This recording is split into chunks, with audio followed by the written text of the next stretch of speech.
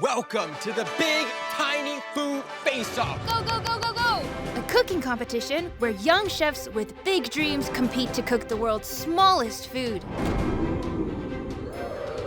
We're talking miniature kitchens, big steaks, and of course, tiny food. A super small art form that's become one of the biggest food crazes on the planet. That's right, tiny food has taken the internet by storm, inspiring a whole new generation of young chefs. But we're taking it to the next level. Our tiny kitchens are packed with one-of-a-kind tiny tools. When I first saw the little tiny kitchen with the sink and the blender and the toaster oven, I almost died. I saw this tiny old knife. I'm like, what am I supposed to do with something this big? I was over there like a little T-Rex. Each teensy-weensy challenge will be judged by me, food vlogger Inga, and YouTube superstar Matt Stonie, who may be known for eating big, but here, he's the king of tiny. Today, our 3 young chefs go from burgers and fries to dress shoes and ties in 2 challenges: fast food and fine dining. Oh, and stay tuned for some secret guests. Here's a hint, they're furry and 3 inches tall. Grab your burgers and your bow ties because It's time to tiny! Our chefs are already off to a quick start. We're making fast food. In this first round, each contestant must make a dish inspired by their favorite fast food. The chefs have 30 minutes to complete their dish. And the winner of this challenge will get an advantage in the final round. Stonie and I will judge their dishes based on scale, creativity, and flavor. All right, well, let's get to know the chefs. Let's do it. My name is Ryan. I'm 13 years old and I am from California. I love math, cooking, baking, sports, and tiny things. I've always been obsessed with tiny things, especially when it has a lot of details in it. I love serving tiny food, like plating it, playing with the mini food. It's a lot of fun. My name's Liam, I am 12 years old and I live in Marietta, California. Some of my favorite hobbies are playing with my dog and cooking. Cooking makes me feel excited. I think I like to prove that I can do anything that I set my mind to. My name is Zoe Lars. I'm 13 years old and I'm from Los Angeles, California. Cooking makes me feel like I can be myself. Hit the whisking, put your eggs in the oven. Eggs in the bowl, whisk it up, and switch it up. Put your tweezers, and in the oven and bake. Challenge 1 is fast food, and there's your normal hamburger, hot dog, and I kind of want to do something not normal. I am making prosciutto grilled cheese with tomato soup and a side of homemade potato chips. You're not supposed to play with food, but I love playing with food. Tiny food inspiration comes from something I like to eat. I'm making Mexican street tacos. I'm going to make a marinade with lime juice, orange juice, soy sauce, olive oil, shallots, cilantro, garlic, cumin, chili powder, and salt. My strategy would be making the food as small as possible while making it taste as good as possible. Instead of just making a regular burger, I have breakfast burger. A burger patty, hash browns, and bacon and eggs. I do like to follow certain rules, but in certain moments, I like to just, bam, do it my way. 5 minutes left, only 5 minutes. Assembling the tacos has to be the hardest part. Trying to pick out small pieces of the cilantro and tomato. Ta-da! Okay, it's still kind of pretty big, so. The toothpicks, they're pretty big compared to the sandwich and stuff. So I used the little knife and I started shaving down the toothpicks. All right, chefs, this is it. Countdown from 5, 4, 3, 2, 1, and 0. Put down your tiny tools. One of the world's oldest fast food meals is fish and chips, an English dish consisting of fish fried in crispy batter, along with French fries, or, as the British call them, chips. And the most common type of fish used are cod or haddock. The first fish and chip shop in England is believed to have been opened in the 1860s. Wow, looks like I'm at an actual fast food restaurant. I am so impressed, and I am Very excited to hear more. Ryan. Come on down, show us what you have. I made for you today a prosciutto grilled cheese sandwich with tomato soup and a side of potato chips. And I love the presentation, the foil, and also the soup. I mean, grilled cheese and tomato soup. Time to eat. Let's eat. So great. Texture was great. The grilled taste stands out so well. You know, prosciutto's salty, cheese is salty, and it wasn't too salty. You should be so proud. It's so impressive looking at it, flavor-wise. Fantastic. Thank you. All right, the mini Michelangelo himself, Liam, come on down. What have you made for us today? I made Mexican street tacos with guacamole and sour cream. Ooh, a perfect Yeah, and folded I taco grabbed shape. it, no cracks on the bottom. It folded very well. It's taco time. It's taco time. Taco time. Taco time. How is it? You're gonna have to repeat for me that marinade, because I'm gonna be copying that for my future tacos. I was just going to say, that marinade is so good. That was a delicious tiny bite. Ah. Liam, thank you so much. You're welcome. That was incredible. All right, next up we have Zoe. Ooh, okay, Zoe, I see a very beautiful burger here, and oh, that beautiful cheese yeah. melts there. Do you see it? Yeah. Are those fries? They're like potato wedges. It looks like a fast food Oh, yeah. staple meal. Enough talking, let's eat. Let's eat. Here we go. The burger dance. All the elements just work together so well. It's like a bacon cheeseburger and then scrambled eggs with like bacon. Let's put it all together. Thank you so much, Zoe, for this wonderful burger. We have a decision to make now. All of your dishes were so amazing. Our criteria, we asked for 3 things: scale, creativity, and flavor. One chef was able to deliver on all 3 things. So, the winner of our first challenge is...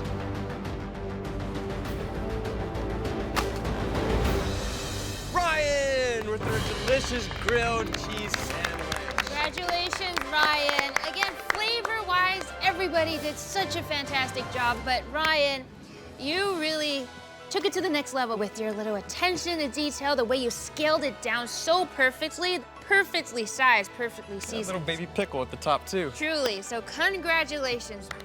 And now it's time for my favorite part of the show. Let's give a taste to our special guests.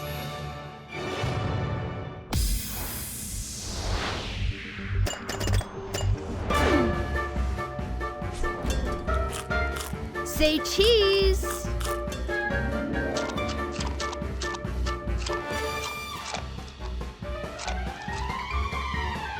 So I'm making food for hamsters now. That could probably be my next job. So fast food is in the bag, but now we are playing for keeps. The winner of this next challenge will be taking home the #1 Tiny Chef Golden Blender Trophy. So one mark of a truly great chef is versatility. So your goal this round is to create a tiny, tiny version of a meal you would find in a fancy restaurant. In this challenge, your dishes will be judged on elegance, presentation, and flavor. This challenge is kind of hard because I don't really eat much fancy stuff. But there's a twist. For this challenge, our little friends have some big requests.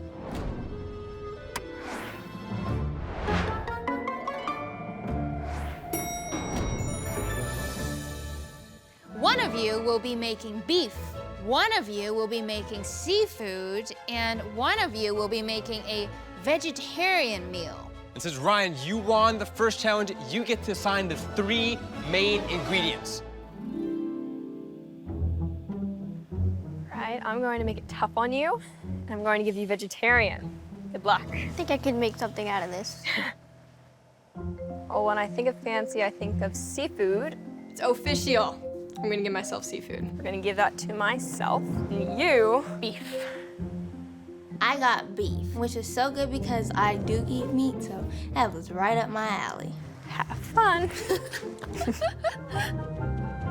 I'm glad I didn't get vegetables. I'm sorry, Liam.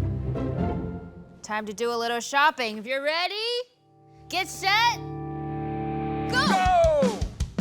You have 60 minutes to create your fancy dish. Did someone else grab the heavy cream? I have some. All right, I'll just borrow yours. For challenge 2, I am making asparagus risotto with pan-seared scallops and topped with Parmesan cheese and thyme.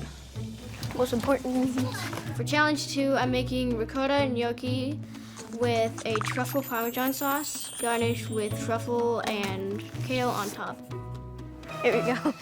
Breadcrumbs. Where is the breadcrumbs?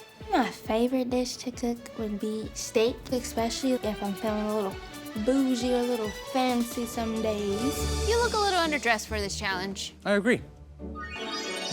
Oh, wow. Classy.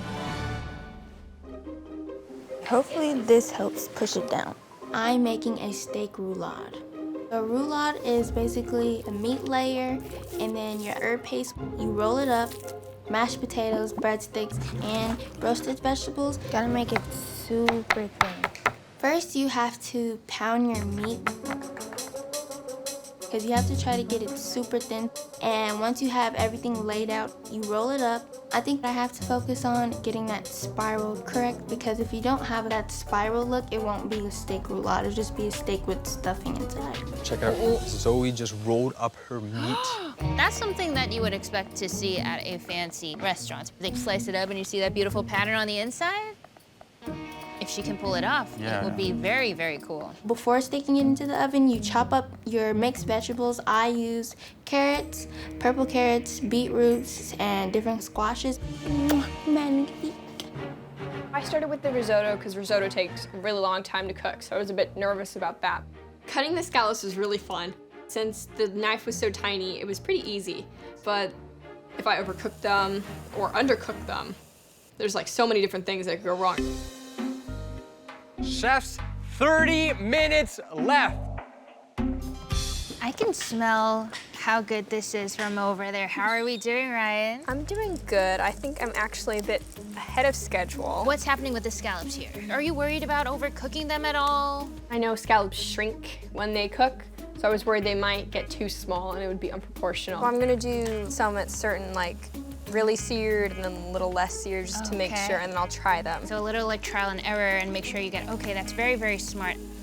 Okay, those are looking, oh no, we lost a scallop.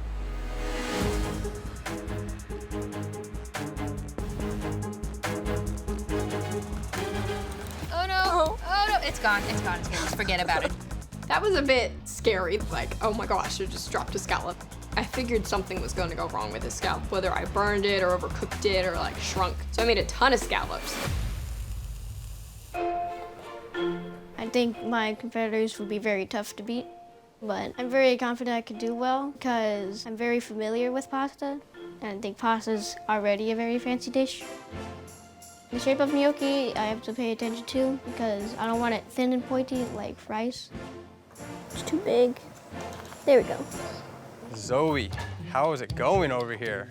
Pretty good. So tell me a little bit about your dish. Why did you choose to make a roulade today? When you think of meat, you don't want to just do steak. So I suggest you do something outside of the box. Very creative. This has to be like one of the more complicated, fancy dishes we have seen so far. Ho, ho, ho, a steak roulade. What do you have in the pots? I am soaking my potatoes so I can make mashed potatoes. Okay, do you have a little mini masher to work with? Or I think I'm just going to use a spoon unless the whisk doesn't work. it's a little whiskey business. The mashed potatoes were the most difficult part because at first, when I tried smashing them, I don't think they're soft enough. they weren't smashing. Back in the thing they go. So I had to put them back on the fire for a good like 5 minutes and then try again. I think I can make something with this. The hardest part about the dish would probably be the kale since it was kind of a last minute thing. It was hard because I had only like 10 minutes left. Should probably cut this up a little and then fry it. I did finish a little early, which is very annoying because I forgot to put my heavy cream in the risotto, so I shouldn't have finished early. So that was kind of frustrating, especially since I had a lot of time to put that heavy cream in, but I don't know, I just kind of blanked. I think I'm gonna stand out because truffle is a fancy mushroom. Also, truffle has a really strong taste and smell. Ooh, yeah. Try that. Whoa. For my garlic butter thyme breadsticks, I used the same herb paste that I used for my roulade, and I just added a little bit of thyme and cut up pieces of bread and put those in the oven too. All right, chefs, this is it. 1 minute left. I want to win so badly because I am very competitive. Winning this would just be amazing. There's not really any cute details that I'm going to put in, so I'm afraid they might think it's a bit boring. Gnocchi is not really as easy as it looks because you have to work the dough. And sometimes it just doesn't cooperate with each other. 10, 9, 8, 7, 6, 5, 4, 3, 2, 1, 0. Time is up. Great job, everybody. Nice job, nice job. Look at this fancy restaurant. Okay, Ryan, come on up. Look at this beautiful scallop risotto you have for us. Tell us again how you came up with this dish. Seafood, it just seems fancy to me. But since I don't eat much fish, I wanted to go with something not fish. So I went with scallops because they're very fancy. On that note, let's eat only the finest of silverware. Bon appetit. Great flavor. That was fantastic. You nailed it. The texture of the rice is just right. I know you were worried about the risotto maybe lacking that sort of creaminess, but rice also has this sort of starchy texture to it. And even though it was missing the cream, they said that if I hadn't pointed it out, they wouldn't have noticed. I was very happy about that. And the scallop. The scallop was cooked very, Yes. there was just a little bit of chew. You got the flavor of the sear on the outside, but otherwise not melted in your mouth. Well, thank you, Ryan. Thank you. Great job. Next up, we have the Van Gogh of vegetarian. Liam, come on up. You have given us this beautiful truffle dish, and I'm so impressed with how evenly you made the little dough balls, Yeah. you know? This looks fantastic, man. Thank you. Let's Shall we? eat. Let's get this in there. How's it taste? Oh, gnocchi, you didn't, dude. That tastes so good. Thank you. Dude, the truffle just pops out. It was the garlic that hit me first, though. It's a very strong sort of Parmesan garlic flavor for me on this side. Well, great job. That was awesome. All right, Zoe, you have a feast for us here. Tell us about everything. So what I made was a steak roulade, oven roasted vegetables, and thyme garlic breadstick. And mashed potatoes. Oh yeah. This is fantastic. It's time to eat, I think. Yes. Look at that. A lot of rosemary herbs. Great texture. I was worried for you that I was like, oh man, I don't know if she's gonna overcook that steak, but perfectly cooked. It was great. And perfectly salted. Yep, it was a good was. bite of meat. All right, we have two more things. I'm just gonna eat the potatoes Potatoes before I first? eat the bread. Yes. I'm just going to scoop it right into my mouth. I don't even. Perfectly seasoned. One more thing, the bread, and. We don't know how you managed to do all of this Yeah, it's incredible. in such a short amount of time. Thank you so much, Zoe. Thank you. Thank you. Woof, it's gonna be another tough one. It's always tough. It's always tough, but this one, this is upscale tough. It's now the moment of truth. We will select a winner based on elegance, presentation, and flavor. All right, chefs, all three of your dishes were as fancy as can be, but unfortunately, only one chef can go home with the coveted golden blender. The chef with the classiest, the swankiest, the most splendid and sublime, the titan of tiny is...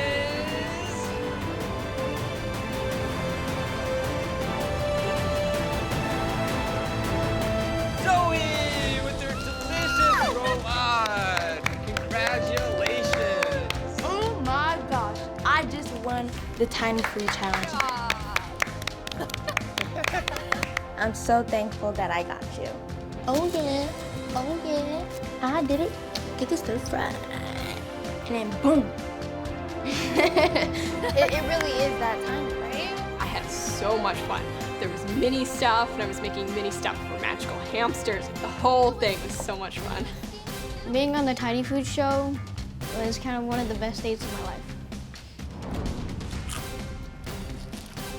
And tweezer, and tweezer. Put it in the oven. Put it in the oven. And boom.